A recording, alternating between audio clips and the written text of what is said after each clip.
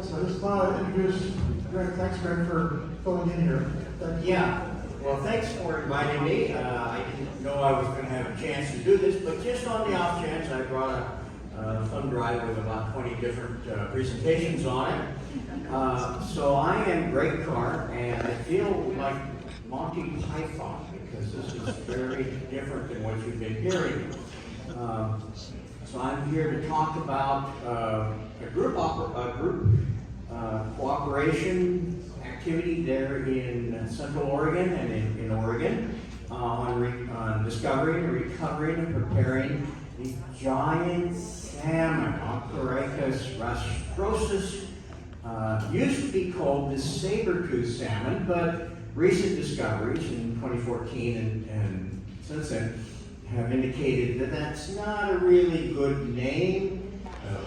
And so now we're trying to get the nickname of the spike-toothed salmon in common usage. So here's a picture of what they might have looked like, except this picture is wrong, of course. And the main reason that it's wrong is that fish is too small. These fish were 8 to 10, maybe 12 feet long, 300, 500 pounds.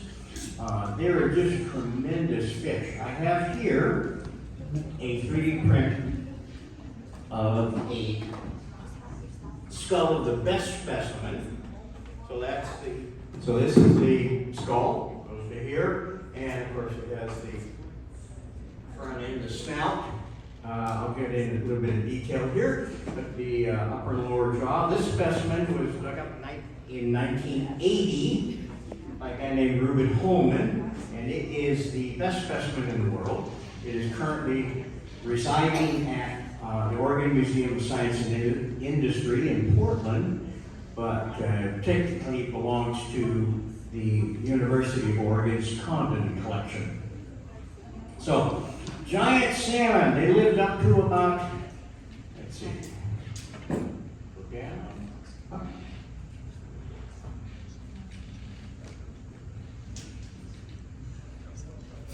Okay, which way do I push to make it move? On the side. On the side.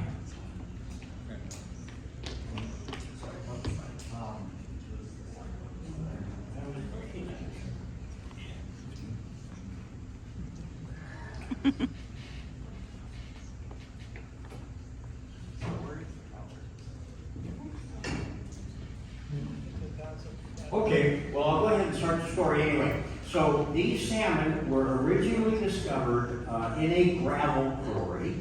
They have this little gravel quarry on the side of underneath a lava flow, capping lava flow in Central Oregon. And the water, what used to flow there is the ancestral Deschutes River.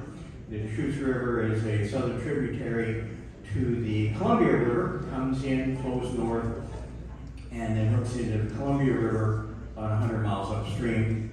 And at this time, when this animal lived, they don't know exactly when they became extinct. I'm guessing, I say this is about 7 million years old, but we don't have exact dates on it yet, but we're going to do a new study, so hopefully we'll get some better dates on it.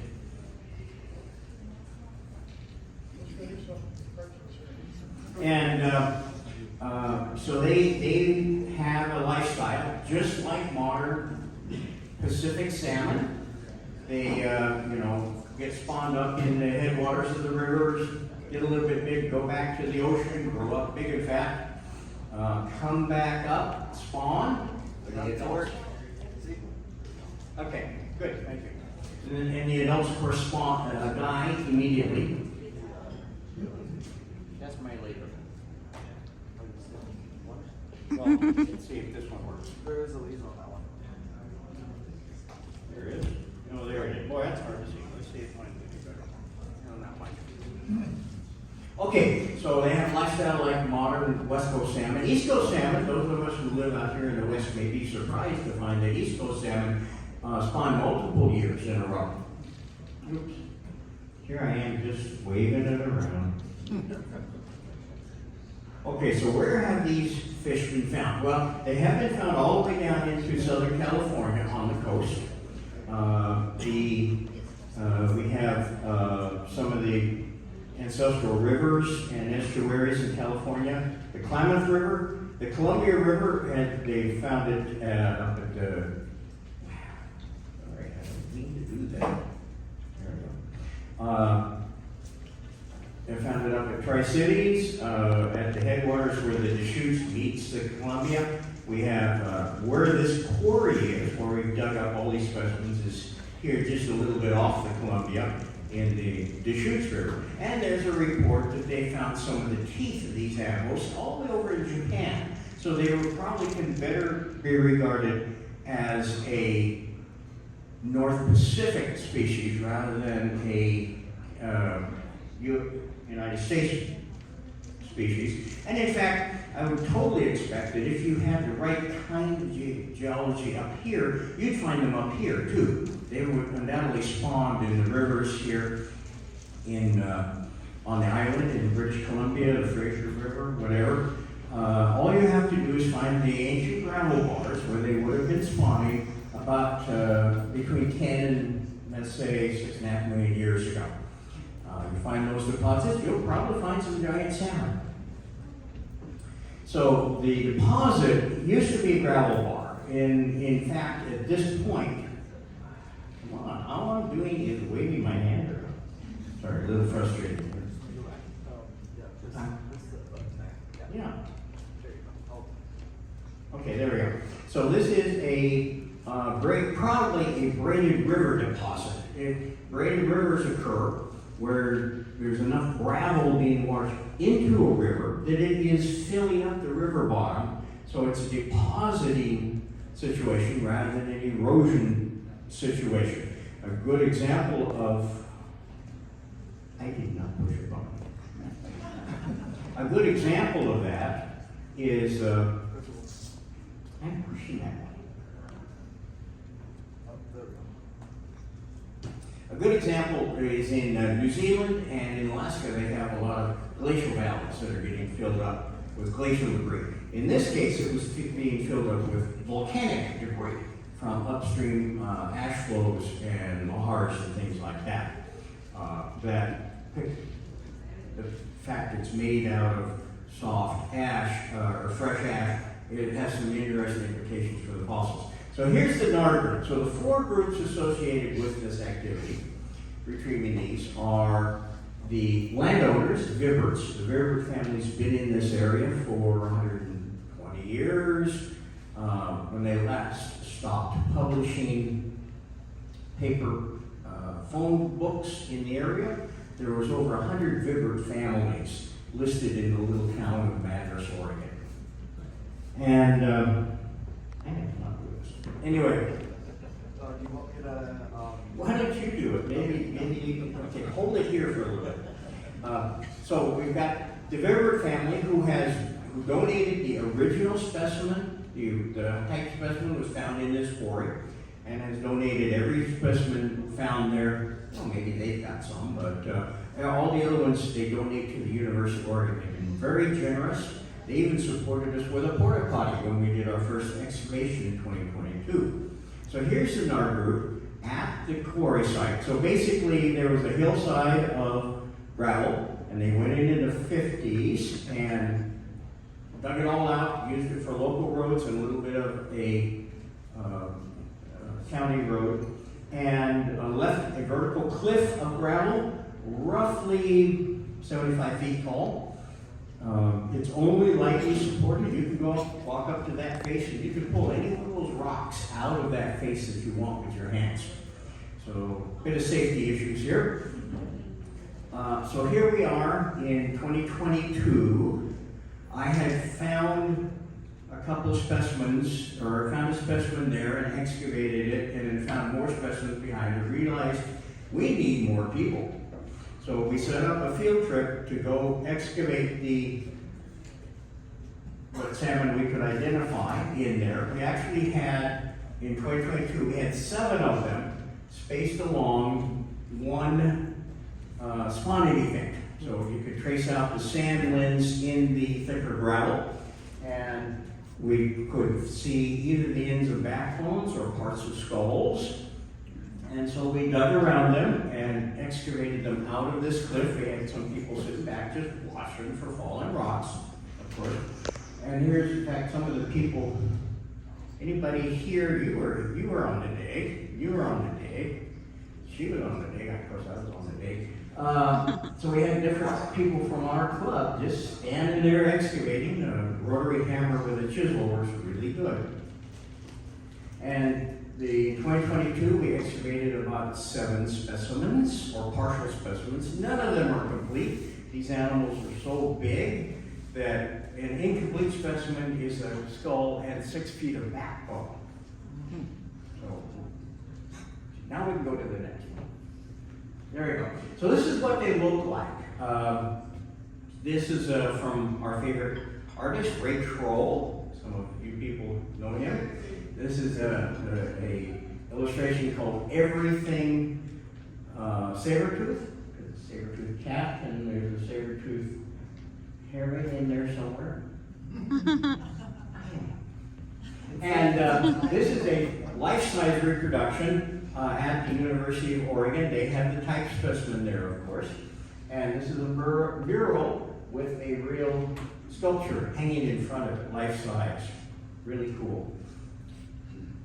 Okay, now we go.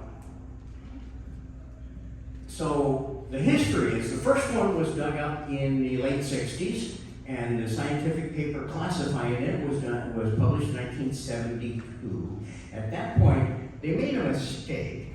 There's one thing about science, it's eventually self-correcting. They made a mistake and they illustrated it with the big teeth in the front pointing down, because these teeth are rooted on bone balls that develop when they're probably when they're in the estuaries waiting to come up and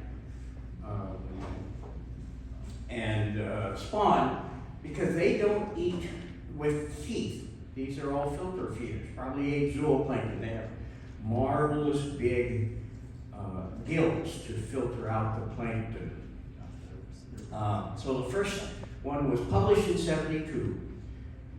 No other specimens were recovered until in 2011. My daughter and I were looking around in the quarry. There's a plant, there's a lahar containing plant material underneath it, so we'd stop to look at that, and we decided to go up and look in the quarry, and my daughter found a set of articulated backbones about 1.5 feet long. Pretty cool. So we got with the quarry owner, we got with the University of Oregon, we went and excavated the backbones. We excavated back into the cliff, and then we got far enough back and became uncomfortable with excavating any more of the cliff and left it. 3 years later, I was back examining it. I go there a couple times a year, and lo and behold, it had eroded back enough that you could start to see more bones appearing. So we did another dig, came up with a pair of skulls. And they were laying right next to each other, intertwined. And when they started excavating those or preparing those skulls, all it takes is a dental picker. Lo and behold, we found that the teeth were not pointing down. They were in situ, attached to the skulls, but they point sideways, just like what you see in this reproduction. That led to a big change in how we understand what the teeth were used for, some of the lifestyle of the salmon, and also it gives you a good indication. So anytime you see an illustration of the quote-unquote saber-tooth salmon and they're pointing down, that means it was illustrated before 2014. If you see one with them pointed sideways, that was 2015 or later. So change in data changes our theories and understanding of the past. Pretty cool. So 7 and late 60s, 1 specimen. 2014, 2 more. 1980, a guy named Reuben Holman had dug one up there, but he had it in his personal collection. He had tried to sell it to the University of Oregon, but they didn't want to pay $10,000 for it in around 1980. So he had to keep it. In 2018, he put it up on an eBay auction. And somebody in our group saw it, and I facilitated the purchase, but we bought that specimen for the University of Oregon. It was not just a skull, it had a set of articulated backbones. Well, they're folded in S shape, but 6 feet of backbones, a whole bunch of giant ribs and fins and all sorts of wonderful parts and pieces. So, had it shipped, I did a little prep work on it, and it is, and then we scanned it, and that was the basis of this reproduction here. So these are derived straight from a 3D scan. Just to give you one more technicality, this is not life size. In reality, it's about 10% bigger. This is the biggest I could print on my printer. So, 2022, I'm down in the quarry looking at it like I always do, and found another skull. I got with the owners, they okayed me to excavate it. I excavated it. As I was excavating it, I ran into another skull. I realized, okay, we need more people. While I'm sitting taking a break after excavating, I realized there's 7 more of them. Wow. Yeah, either skull pieces or backbones were showing along the line. And I know it'd been there for a while because there were some bullet holes next to them. You know, they use gravel quarries are typically used, or quarries are typically used for shooting ranges. So, June 2022, we go there with the NAR group, we excavate these things. Basically, you dig into the cliff, pull out blocks of gravel and sand containing it, wrap it up, take it back to the lab. This is where the third party comes in. We took it back to OMSI, the Oregon Museum of Science and Industry. They have a paleo lab. I'm a volunteer at the paleo lab. And so we brought it back to the lab and prepared them there, made a cradle, cleaned them up, made cradles for them, somewhat stabilized them, had a great time. 2023, or late 2022, we find 4 more. Slightly different part of the quarry, up in a high sand part. I had to drop a rope down so I could tie myself off to excavate those. 2023, we knew we had left two of them in there that we couldn't get out. Well, we had 2 backbones going back in the cliff, so we assumed there was 2 in there. And there was a third one had been found, so we excavated the 2 skulls and the third skull and a whole bunch of loose bones. And it turned out the 2 skulls were not 2 skulls, they were 2 skulls and 3 backbones. So more pieces. You can just imagine it, when fish die, they fall, they float downstream, get caught in the brush. You can tell where the brush is in this because there's holes left in the gravel. And so they drift downstream and they get partially eaten or at least fall apart. And so we've got, two skulls next to each other with 3 backbones. It's kind of romantic in a paleo sort of way. We've got 3 pairs of dead salmon next to each other. Yeah. So we have got so much more specimens. Oh, and we have one more. Like I just found one this spring. In the hole we left from the 2022, we pulled 2 specimens out of it, but there's at least 1 more. The bones from that one are the ones on display in the back there. Okay, next page. That's kind of history. The 2018 specimen, I mentioned that's the one that we bought on an eBay auction. Best specimen in the world. I've seen them all, and this by far is beautiful. Okay, next. Tooth. Okay, so I mentioned originally when they published the paper, these teeth had popped off. There's a very weak joint, and they even tend to break apart when you are. Is this working now? Yes. Okay. They tend to even fall off when you're prepping them. So it's a weak joint because these grow when they're in the estuaries. They didn't have them, or at least they only had much smaller versions when they were out in the sea. And they drew them.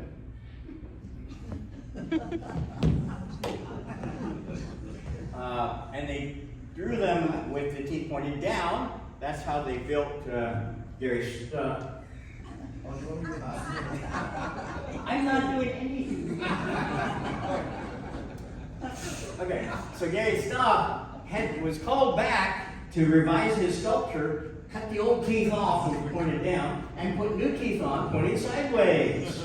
Plus, they had a lot of publications about it, and there will be. We're starting to do a whole bunch more. We're getting ready to write a whole bunch of paper about all of these new specimens because none of them have been described yet. Some of the other things we've done with it. This is showing. We did a CT scan of the skull to show all the inside parts because a lot of that's all filled with sand. You don't dare prep it. And so we did a CT scan. We did a laser scan on the outside. Combine the two, we can print 3D prints that are not just the outside, but the inside as well, but they're very ugly. The inside's all full of gravel, and you have to take all the gravel out digitally, and the bones just kind of hang there in the middle, so 3D printing it is ugly. Okay, next.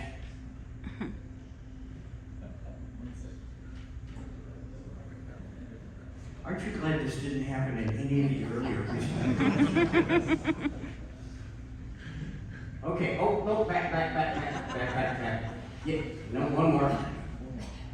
So this is what it looks like when you're looking in at the pieces in the quarry. So you've got a 50-foot, 60-foot cliff with capping basalt on the top of it. The basalt's been dated at about 6.2 million, so we know this is older than that. This is what you look for. This is part of a skull showing, and this is a backbone showing. It's okay, it doesn't matter. They're not there anymore anyway. But it's fairly subtle. It's difficult to Greg, if I can get you just move through this a little bit faster. I want to check the time. We're running late. Just move it along a little bit, please. Yeah, move along. Okay, we also have soft tissue preservation of sorts. What happened is as the bodies decay, they would leave cracks, of course. As the flesh goes away, they leave cracks in between the bones and the matrix. Being fresh volcanic ash, it very quickly was degrading into a very fine clay. The ash breaks down into clay probably within months. And the clay would migrate into the holes. And so when you're prepping them, if you're very careful, you start to see white layers from the clay. You leave them. You don't take it away. And you end up with soft tissue preservation, fins and things like that. I had one that we peeled off the whole side of the body, roughly 2.5 feet long and 6 inches, 8 inches wide, peeled off in one section, revealing all of the white clay that was the side of the body.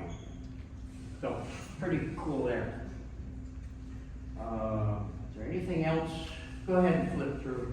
Let's see what the next one is. Yeah. Anyway, that's enough. That's enough at this point. Oh, and the fourth party, of course, is the University of Oregon, because the landowners give these to the University of Oregon.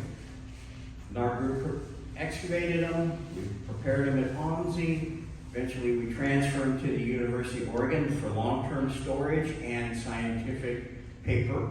So we're just starting that. We have a researcher from back east.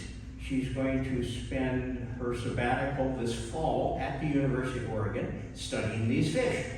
And she will be the lead author of the paper discussing these 14 new specimens that we have. Karen Colleen is her name. And I don't know too much about her, but but I know I'm going to spend at least a few days with her after quarry. So that pretty well ends it. I mean, I have a lot more reference materials here, but they're not that important because you can't read them anyway. Thank you, Frank. I really appreciate it.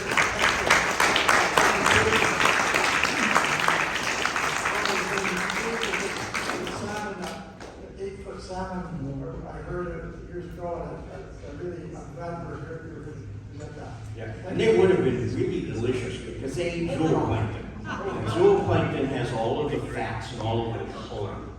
So they would have been very deeply colored and very fatty and very delicious. Okay, thank you. This is kind of